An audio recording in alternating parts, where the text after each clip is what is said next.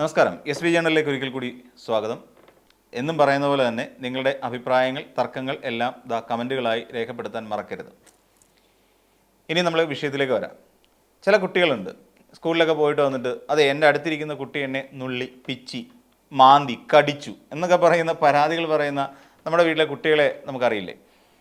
നിസ്സാര കാര്യമായി നമുക്ക് പലപ്പോഴും തോന്നും, ഇത്രയൊക്കെ ഉള്ളോ, അല്ലെങ്കിൽ അപ്പം ചിലർ പറയാറുണ്ട് നീ തിരിച്ചടിക്കണം എന്നൊക്കെ പറഞ്ഞു കൊടുക്കുന്ന ചില അച്ഛന്മാരെ ഒക്കെ നമ്മൾ കണ്ടിട്ടുമുണ്ട്.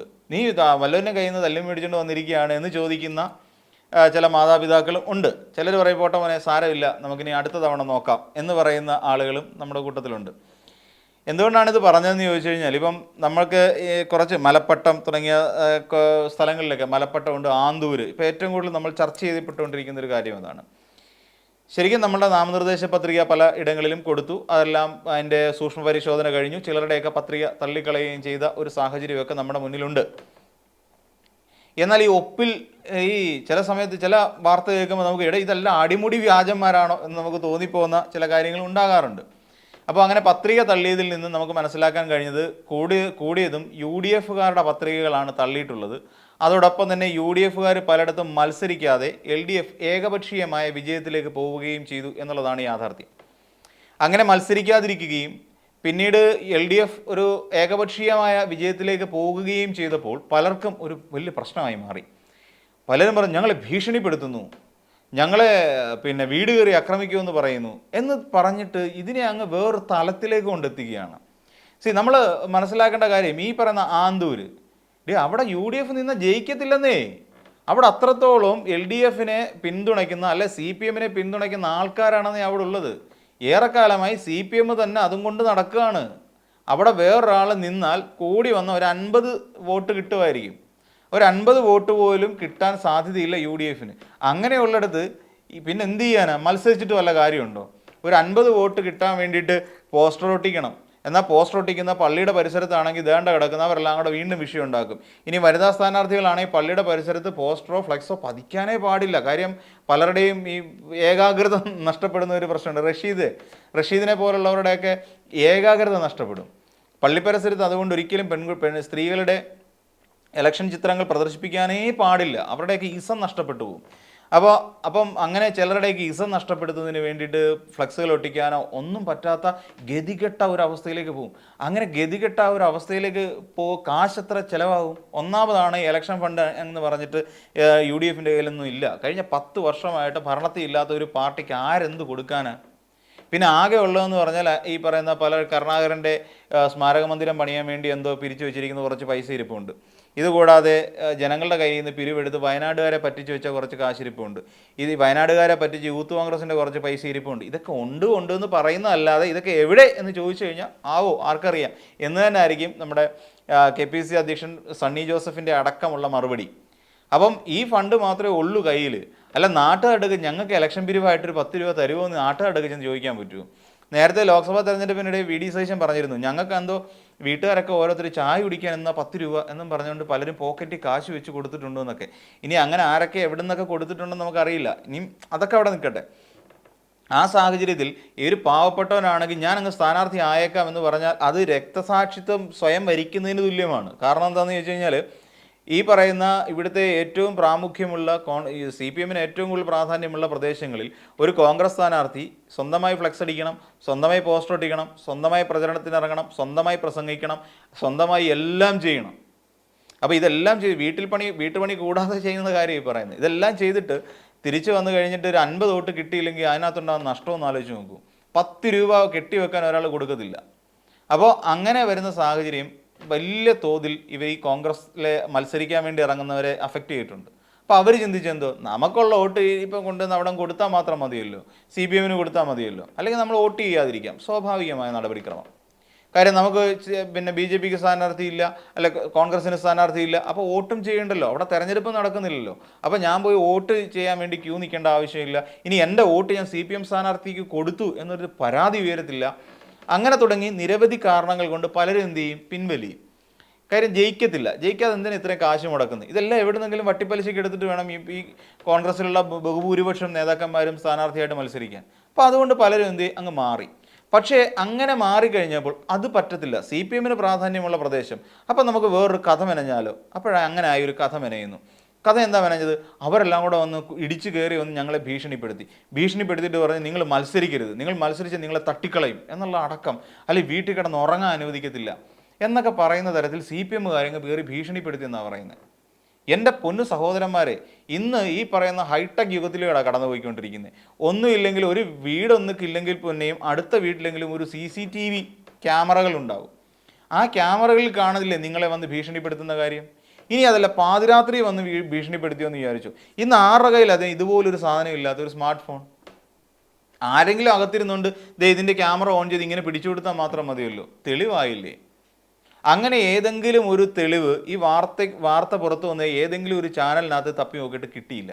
അതായത് CPM-കാരെല്ലാം കൂടെ ആന്തൂരിലും മലപ്പട്ടത്തും തളിയിലും കോടല്ലൂരും ഒക്കെ ചെന്നിട്ട് വീട്ടിൽ കയറിയിട്ട് ഭീഷണിപ്പെടുത്തുന്നതിൻ്റെ എന്തെങ്കിലും ഒരു ദൃശ്യം പുറത്തുണ്ടായിരുന്നെങ്കിൽ ഓക്കെ, നമ്മൾ അംഗീകരിക്കാം, CPM-കാരെല്ലാം ഗുണ്ടകളാണ് എന്ന് നമ്മൾ അംഗീകരിച്ചു തരാം. ഉടനെ ഇത് ഏറ്റുപിടിച്ചുകൊണ്ട് KPCC-യുടെ മുൻ അധ്യക്ഷൻ, ഇപ്പോൾ പ്രത്യേകിച്ച് പണിയൊന്നുമില്ല, അപ്പോൾ അദ്ദേഹം ഇറങ്ങി. അദ്ദേഹം പറഞ്ഞു, ഞാൻ എൻ്റെ പിള്ളേർ ഭയങ്കര ഗുണ്ടകളാണ്, ഞാൻ എൻ്റെ പിള്ളേർ ഇവിടെ ഗുണ്ടായുസം കാണിക്കരുത്, അങ്ങനെ ഇങ്ങനെ മറ്റേ മറിച്ചാന്നും പറഞ്ഞുകൊണ്ട് അദ്ദേഹം ഒരു വഴിക്കൂടെ പറയുന്നു. ഈ പറയുന്ന മാന്യൻ പോലീസ് സ്റ്റേഷനിൽ കയറി അവിടെ മണൽ കടത്തിയതിൻ്റെ പേരിൽ പിടിച്ചിട്ട് ഒരു മണൽ മാഫിയയെ ഇറക്കിക്കൊണ്ട് പോകാൻ അവിടെ കിടന്ന് താണ്ഡവമാടിയ മനുഷ്യനാണ് ഈ പറയുന്നത്. ഗുണ്ടായുസം പച്ചയ്ക്ക് കാണിച്ചൊരു മനുഷ്യൻ. ആര്? K. സുധാകരൻ. അവിടുത്തെ SIM CA അടക്കം തന്തയ്ക്ക് വിളിച്ച ഒരാളാണ്. ആ ആളാണ് ഇവിടെ വന്ന് നിന്നിട്ട് പറയുന്നത് ഗുണ്ടായുസം കാണിക്കുന്നു അത്രേ. അപ്പം ഈ സാമൂഹ്യ മാധ്യമങ്ങൾ ഇത്ര വളർന്ന സാഹചര്യത്തിൽ, അതോടൊപ്പം മാധ്യമങ്ങൾ ഇത്ര വിജിലൻ്റായിട്ടിരിക്കുന്ന ഒരു കാലഘട്ടത്തിൽ ഈ ഒരു വിഷയം ഇപ്പോൾ തന്നെ രാഹുൽ മാങ്കൂട്ടത്തിൽ കുടുങ്ങി കണ്ടില്ലേ? രാഹുൽ മാങ്കൂട്ടത്തിനെതിരെ എത്ര സ്ത്രീകൾ ആരോപണം വന്നിരിക്കുന്നത് നമ്മളൊന്ന് ആലോചിച്ച് നോക്കി. എത്ര എണ്ണം ഇപ്പോൾ പുതിയതൊരെണ്ണം റിലീസായിട്ടുണ്ട്. അപ്പം ഇങ്ങനെയൊക്കെ ഇന്ന് സാമൂഹ്യ മാധ്യമങ്ങളിലടക്കം വിഷ്വൽസ് അടക്കം പുറത്തേക്ക് വരുന്ന സാഹചര്യത്തിൽ ഈ മണ്ടന്മാർ കോൺഗ്രസ്സുകാർക്ക് അറിയത്തില്ലായിരുന്നോ ഇതൊരു വീഡിയോയ്ക്കകത്ത് പിടിക്കാൻ? അല്ലെ ഒരു മൊബൈൽ എടുത്ത് വെച്ച് പിടിച്ചു കഴിഞ്ഞാൽ ഇത് നാട്ടുകാർ കാണത്തില്ലേ? അപ്പോൾ പറയാമല്ലോ ഈ CPM-കാരെല്ലാം കള്ളന്മാരാണ്, ഗുണ്ടകളാണെന്ന്. എന്നിട്ടും അതും ചെയ്തില്ല. ഇപ്പം അതാ മലപ്പട്ടത്ത്, അത് അതിനെക്കാട്ടി കോമഡിയാണ്.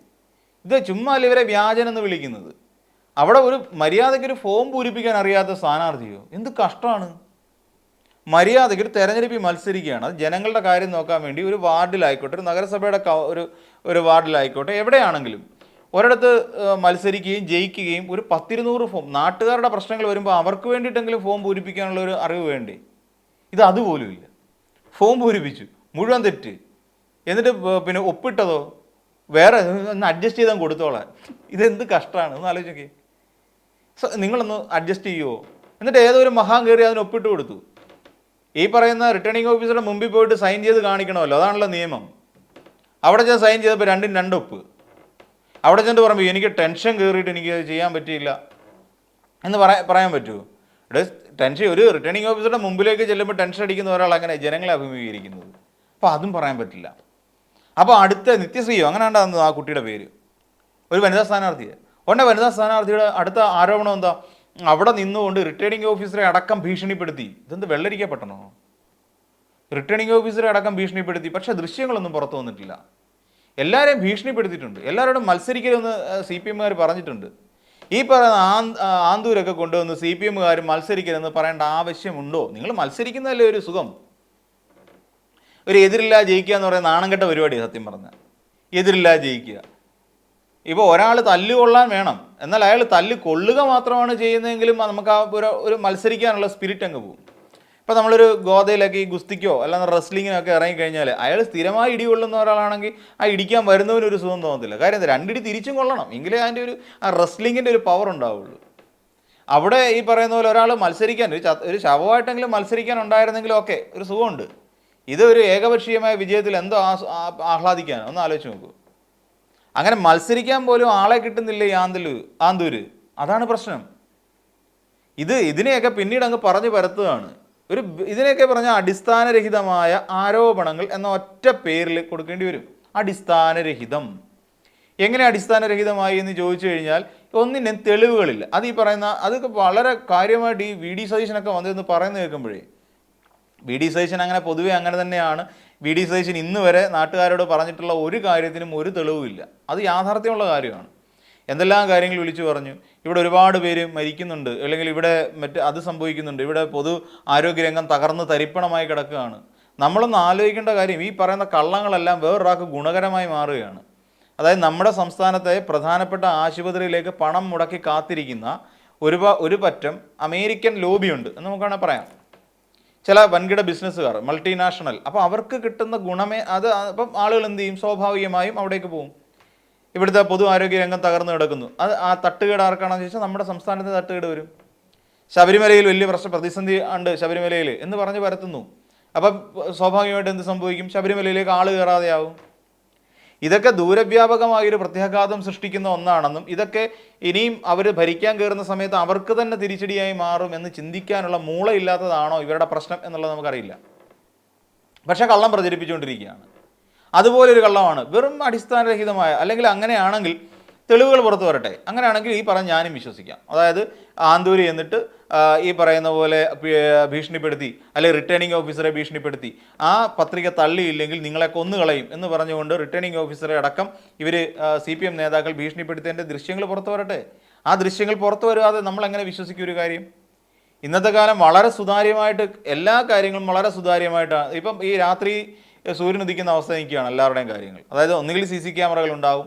ഇപ്പോൾ റിട്ടേണിംഗ് ഓഫീസർ എന്ന് പറഞ്ഞാൽ അവിടുത്തെ ഉദ്യോഗസ്ഥൻ്റെ മുന്നിൽ എന്തായാലും ക്യാമറ ഉണ്ടല്ലോ. അവിടെ ഇരിക്കുന്ന ഒരു ഓഫീസറെങ്കിലും ഒരു ക്യാമറ എടുത്ത് പിടിക്കാതിരിക്കില്ലല്ലോ.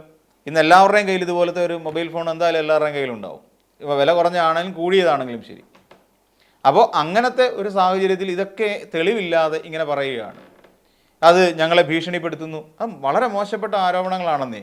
നിങ്ങൾക്ക് അവിടെ മത്സരിക്കുന്ന സ്ഥാനാർത്ഥിക്ക് കെട്ടിവെച്ച കാശ് പോലും കിട്ടാൻ മാത്രം വോട്ട് അവിടെ നിന്ന് കിട്ടില്ല, സ്വാഭാവികം. കാരണം അത്രത്തോളം പാർട്ടി ഗ്രാമങ്ങൾ എന്ന് തന്നെ വിളിക്കാൻ കഴിയുന്നവയാണ് അവയെല്ലാം. എന്നിട്ട് ഇങ്ങനെ ഒരു ആരോപണം കൊണ്ട് ഇതിനെയൊക്കെ മറക്കാൻ ശ്രമിക്കുന്നത്, അല്ലെങ്കിൽ മറയ്ക്കാൻ ശ്രമിക്കുന്നത് വളരെ മോശപ്പെട്ട കാര്യമാണ്. അത് തെറ്റായ ചില രാഷ്ട്രീയ സന്ദേശങ്ങളായിരിക്കും കൊടുക്കുന്നത്. പിന്നെ UDFൻ്റെ ഭാഗത്തുനിന്ന് ഇന്ന് വരെ കൊടുത്തിട്ടുള്ള സന്ദേശങ്ങളെല്ലാം തെറ്റായ സന്ദേശങ്ങളായതുകൊണ്ട് നമുക്കും ഇതിനെ ജനറലൈസ് ചെയ്ത് കാണാനേ സാധിക്കുകയുള്ളൂ. അതായത് അവർ കൊടുത്തുകൊണ്ടിരിക്കുന്നതെല്ലാം ഇങ്ങനെ തന്നെയാണ്. ഇപ്പോൾ പ്രകടന പത്രിക എന്നുള്ള പേരിൽ കുറേ തെറ്റായ സന്ദേശങ്ങൾ ജനങ്ങളിലേക്ക് എത്തിക്കുന്നു. ഈ പ്രകടന പത്രിക പരിശോധിക്കുമ്പോൾ രസമാണ്. VD സതീശൻ പറഞ്ഞിട്ടുള്ള കാര്യങ്ങളെല്ലാം നിലവിൽ ഇത്തരം പദ്ധതികളൊക്കെ ഓടിക്കൊണ്ടിരിക്കുന്ന ഒരു സ്ഥലമാണ്. പിന്നെ ഒന്നോ രണ്ടോ കാര്യങ്ങൾ മാത്രമേ ഉള്ളൂ പുതുത് എന്ന് നമുക്ക് തോന്നുന്നത്.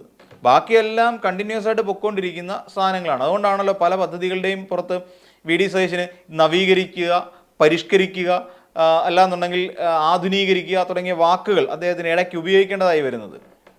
അല്ലാന്നുണ്ടെങ്കിൽ പിന്നെ ഞാൻ ഇങ്ങനെ ഒരു പദ്ധതി എന്താ പറയുക തുടങ്ങും, ആരംഭിക്കും എന്ന് പറഞ്ഞാൽ പോരെ.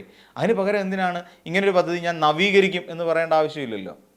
അങ്ങനെ നവീകരിക്കും എന്ന് പറയുന്ന പദ്ധതിയുടെ ആവശ്യമൊന്നുമില്ല. പിന്നെ അതുപോലെ മറ്റു ജനങ്ങളെ പറ്റിക്കുന്ന മറ്റൊരെണ്ണമാണ് വീട് വെച്ച് കൊടുക്കും. എൻ്റെ പൊന്നു ചേട്ടന്മാരെ, ഒരു കാര്യം മനസ്സിലാക്കുക. ഈ പ്രകടന പത്രികയും കണ്ടുകൊണ്ട് ഉള്ള വീടും കളഞ്ഞിട്ട് നിങ്ങൾ എങ്ങോട്ടും മാറാൻ നിൽക്കരുത്. എല്ലാ കാലവും നിങ്ങൾക്ക് ആ വാടക വീട്ടിൽ കിടക്കേണ്ടി വരും. വാടക അവർ കൊടുക്കുമെന്നൊക്കെ പറയും. ഏറ്റവും ഒടുവിൽ നിങ്ങൾ തന്നെ ആ വാടക കൊടുക്കേണ്ട ഗതികേടിലേക്ക് പോകും. പ്രകടന പത്രിക അനുസരിച്ച് ആ പ്രകടന പത്രിക പ്രകാരം ഇപ്പം UDF അങ്ങ് മലമറിച്ച് തരുമെന്നൊന്നും വിശ്വസിക്കരുത്. പാവപ്പെട്ട വയനാട്ടുകാരുടെ ഗതി അറിയാമല്ലോ. ആകപ്പാട് അവരൊരു വീട് വെച്ച് കൊടുത്താൽ മറിയച്ചേട്ടത്തേക്ക് മാത്രം ആ ചട്ടിയും കൊണ്ട് സമരം ചെയ്ത്.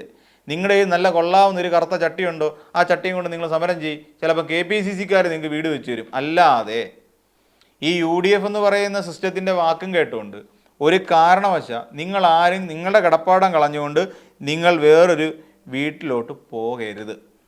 കാരണം നിങ്ങൾക്ക് ആജീവനാന്ത കാലം പിന്നെ നിങ്ങൾക്ക് വാടക വീട്ടിൽ താമസിക്കാനേ പറ്റും. ഇവർ വീട് വെച്ച് തരുമെന്നുള്ള പ്രതീക്ഷയേ വേണ്ട. അപ്പോൾ പ്രകടന പത്രിക പിന്നെ പറഞ്ഞിട്ടുണ്ട്, അവർ പറയുന്നു ഇന്നത്തെ വാഗ്ദാനം നാളത്തെ യാഥാർത്ഥ്യം എന്നൊക്കെ അവർ പറയുന്നുണ്ട്. പക്ഷേ ഇന്നത്തെ വാഗ്ദാനം നാളെയും അത് വാഗ്ദാനമായി തുടരും എന്നുള്ളൊരു യാഥാർത്ഥ്യം നിങ്ങൾ മനസ്സിലാക്കിക്കൊണ്ട് വേണം ഇതൊക്കെ ഈ പ്രകടന പത്രികയൊക്കെ മേടിച്ച് വെച്ച് വായിക്കാൻ. പലതും സംസ്ഥാന സർക്കാർ ഇതിന് മുൻപ് തന്നെ പദ്ധതിയിട്ട് മുന്നിൽ കൊണ്ടുവന്ന പ്രോജക്റ്റുകളാണ് എന്നുള്ളത് നിങ്ങൾ അതിലൂടെ പൂർണ്ണമായും അത് വായിച്ചു പോകുമ്പോൾ നിങ്ങൾക്ക് മനസ്സിലാവും മാലിന്യനിർമ്മാർജ്ജനം എന്താണെങ്കിലും. അപ്പോൾ അങ്ങനെ ജനങ്ങളെ മൊത്തത്തിൽ ഒന്ന് കബളിപ്പിക്കാനുള്ള ഒരു ട്രാക്ക് ആയിട്ടാണ് ഇറങ്ങിയിരിക്കുന്നത്. അതിൻ്റെ ഒരു ഭാഗം എന്നുള്ള നിലയിൽ മാത്രമേ നമുക്ക് ഈ ഭീഷണിയെയും കാണാൻ കഴിയൂ. ഓക്കെ, അപ്പോൾ നമുക്ക് മറ്റൊരു വീഡിയോയുമായി വീണ്ടും കാണാം.